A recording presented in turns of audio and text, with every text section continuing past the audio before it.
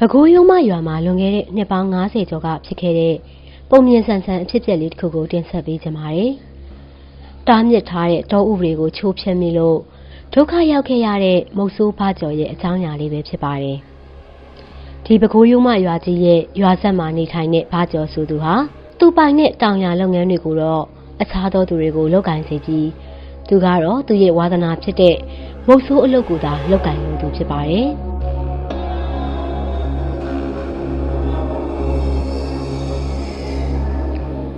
တကြီးလောက်ပါအောင်မုတ်ဆိုးပါကြော်လေးတောနဲ့ထဲမှာခြေထောက်ကျိုးသွားလို့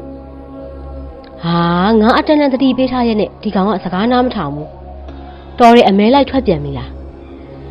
တကြီးရဲ့ဘာသားကောင်မှမလိုက်ရသေးပါဘူးကျွန်တော်တို့တောထဲဝင်သွားတော့လေ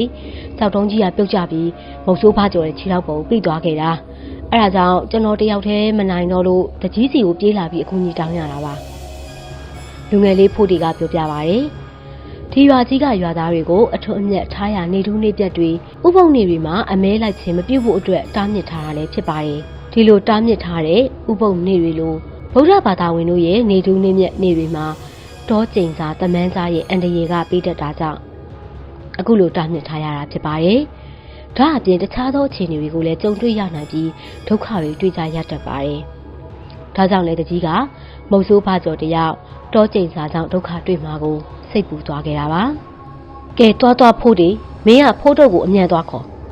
ဒီလိုနဲ့ရွာသားတွေလူစုလိုက်ကြပြီးတကြီးနဲ့အတူစုပေါင်းလူ9ဦးကတောထဲကိုထွက်ခွာလာခဲ့ကြပါတယ်ဒီထဲမှာတော့ဖိုးတုပ်လို့ခေါ်တဲ့မုတ်ဆိုးကတောအကြောင်းကိုကောင်းကောင်းကြီးကျွမ်းကျင်သူတူလည်းဖြစ်ပါတယ်ဒါအပြင်မှာသူကဒီတောရဲ့ကျိန်စာတွေကိုလည်းမန်တန်တွေနဲ့ဖက်ရှားတတ်သူတူလည်းဖြစ်ပါတယ်တကြီးနဲ့အဖွဲတောထဲကိုဝင်ရောက်လာနေချိန်ဒဏ်ရာရထားတဲ့မုတ်ဆိုးဖကျော်ကတော့တူးထဲထိုင်နေရင်ကသူ့ရဲ့အနည်းကိုသူ့ရဲ့အလေးလေးပေးချင်နေတဲ့လူတအူးရောက်လာတာမြင်လိုက်ရပါတော့တယ်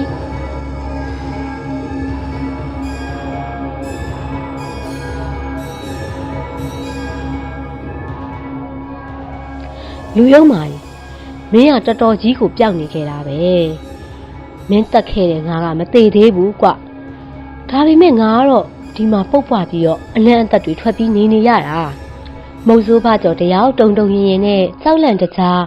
သူ့ရဲ့ကြောက်လန့်မှုကိုဖြေဖြောင်းနိုင်ဖို့တနက်ကိုမိုးပေါ်ထောင်ကားပစ်လိုက်နေပါတယ်။တကြီးတို့အဖွဲက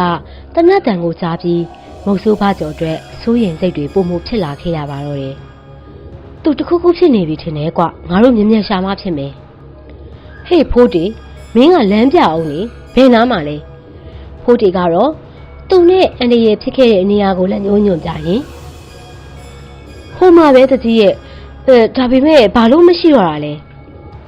တကြီးနဲ့အဖွဲကလည်းဒီလိုနေမျိုးမှာတောထဲဝင်မိတယ်ဆိုရင်ပြန်ထွက်ဖို့မလွယ်ကူဘူးဆိုတာကိုသိထားတာကြောင့်စိတ်အေးထားကရှာဖွေဖို့အတွက်အစီအစဉ်ကြပါတော့တယ်မုတ်ဆိုးဖို့တုတ်ကတော့အတင်ပါလာတဲ့သူ့ရဲ့အဆောင်ဓာတ်ကိုဂါထာနဲ့ရွတ်ဖက်ပြီးအနီးမှာရှိတဲ့တစ်ကိုင်းတစ်ခုကိုဖြတ်တောက်လိုက်ပါတယ်ဒီအချိန်မှာတော့တစ်ကိုင်းတစ်ခုလုံးပြိုကျသွားခဲ့ကတောအုပ်ပုံစံကအနှင်းငယ်ပြောင်းလဲသွားတယ်လို့ရှိပါတယ်။ကဲဖိုးတီတေချာစဉ်းစားပြီးတော့လမ်းပြပြီးတော့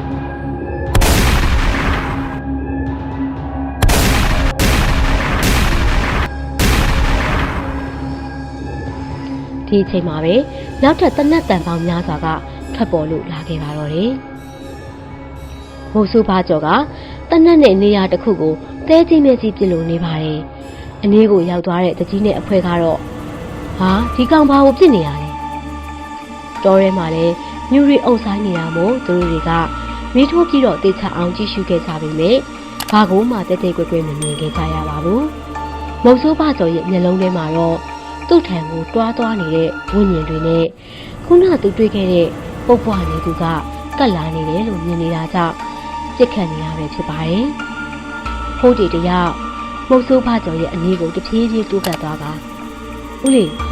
ကျွန်တော်ပါဗျမပြစ်ပါနဲ့ဟိုမှာရွာကလူကြီးတွေကိုခေါ်လာခဲ့တာလေကူညီဖို့အဲ့ဒါကတောတစီတွေမဟုတ်ဘူးလားဒီတော့မှသာနောက်ကတကြီးနဲ့အဖွဲကထွက်လာခဲ့ပြီဟဲ့ကောင်မင်းကငါတို့ကိုလာပြီးတော့ပြစ်ချင်နေရလားငါတို့ကမင်းကိုလာကူညီတာလေမုတ်ဆိုးပါကျော်တယောက်ဒီတော့မှသာစိတ်သက်သာရသွားပြီးငြိမ်သွားပါတော့ရဲ့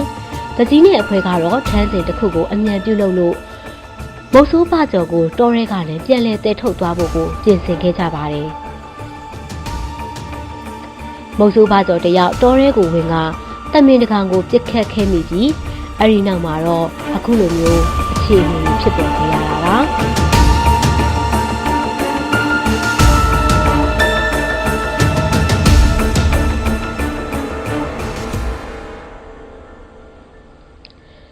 အစင်လာတွေနဲ့တားမြစ်ထားတဲ့ဗလေထုံးတန်းတစ်ခုကိုဖောက်ပြက်မိတာကြောင့်မုတ်ဆိုးဖကျော်ကိုတောကဒဏ်ခတ်လိုက်ဟန်တူပါတယ်ဒီလိုနဲ့ပဲဒဏ်ရာရသူကိုထမ်းစင်ပေါ်တင်ကတကြီးနဲ့အဖွဲလဲတောရဲကနေအမြန်ပြန်လဲထွက်ခွာလာခဲ့ပါတယ်သူတို့တွေထွက်ခွာလာရင်ကတောရဲတနေရအရောက်မှာတော့တချင်းတန်တွေနဲ့အတူလူတန်တွေကိုလည်းကြားလိုက်ရပါတော့တယ်ဒီလိုတောကြီးထဲမှာရွာကရှိနေရလားငါတို့ကဘာလို့မသိရတာလဲဒီအချိန်မှာပဲတကြီးကဟေးအဲ့ဒီအနာကိုမသွားကြနဲ့လူတွေရွာတွေရှိခဲ့ဘူးလေဒါပေမဲ့အားလုံးကယောဂနဲ့တေသွားခဲ့ကြပြီကွ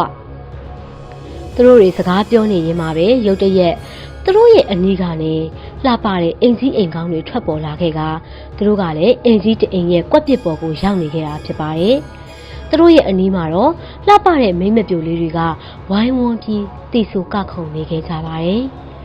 တဖြည်းဖြည်းနဲ့သူတို့ကိုလှက်ပက်ကနေကြတဲ့မိမ့်မပြိုတွေကတောင့်တင်းတဲ့အယုတ်တွေလိုပုံစံဖြစ်လာခဲ့ရပါတော့တယ်သူတို့ရဲ့ပုံစံတွေကလည်းကြမ်းတမ်းကြီး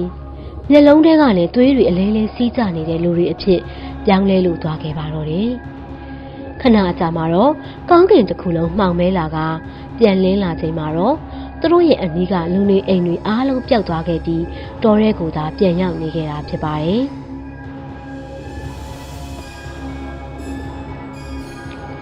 ဒါပေမဲ့လည်းအနီးပတ်ဝန်းကျင်မှာတော့လူသူအသုံးဆောင်တွေကိုတွေ့နေရသေးပါရှိခေရဲ့အသုံးဆောင်တွေလိုပုံစံမျိုးနဲ့ဆွန့်ပစ်ထားတဲ့ပုံစံမျိုးတွေပါသူတို့တွေလည်းညဘက်ပိုနှက်လာတာကြောင့်ရှေ့ဆက်မသွားတော့ပဲစခန်းချဖို့ကိုရွေးချယ်လိုက်ပါတယ်အနီးနားမှာတော့စင်ထိုးပြီးအားလုံးကသတိနဲ့ကင်းဆောင်နေခဲ့ကြပါတယ်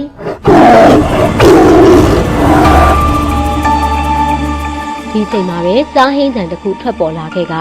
စားတကောင်ကအနီးကိုရောက်လာခဲ့ပြီးပါဇက်ကိုအကျယ်ကြီးဟလိုက်ပါတယ်စားပါဇက်ထဲကလည်းမုတ်ဆိုးတူရဲ့ဥကောင်းကထွက်ပေါ်လို့လာခဲ့ပါတယ်ငါမင်းသွားလေတွဘာလို့ငါနောက်ကလာလိုက်နေသေးရလဲ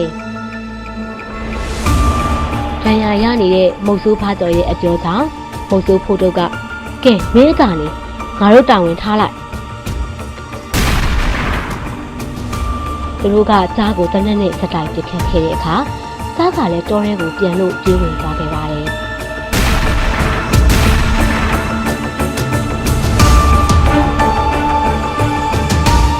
ဒါပေမဲ့လည်းသူတို့အတွက်နောက်ထပ်အန္တရာယ်တစ်ခုကစာရောက်လို့နေသေးပါအလီနာမှာတော့တောအုပ်ကိုအုံမိုးကရနေတဲ့တောတစီခေါင်းကြီးတွေကိုမြင်လိုက်ရပါတယ်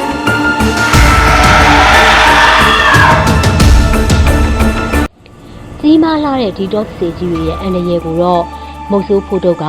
သူ့ရဲ့အဆောင်နဲ့မန်တန်တွေရွတ်ဖက်နေခဲ့ပြီးကျန်တဲ့သူတွေကဘေးကနေတနက်နဲ့ကူညီပစ်ခတ်လို့ပြီးခဲ့ပါတယ်။တောတစီတွေလည်းနာကျင်စွာနဲ့အော်ဟစ်နေခဲ့ကြသလိုအနီးကိုတိုးဝင်တိုက်ခိုက်လာတဲ့တချို့သောတစီကောင်တွေကိုတော့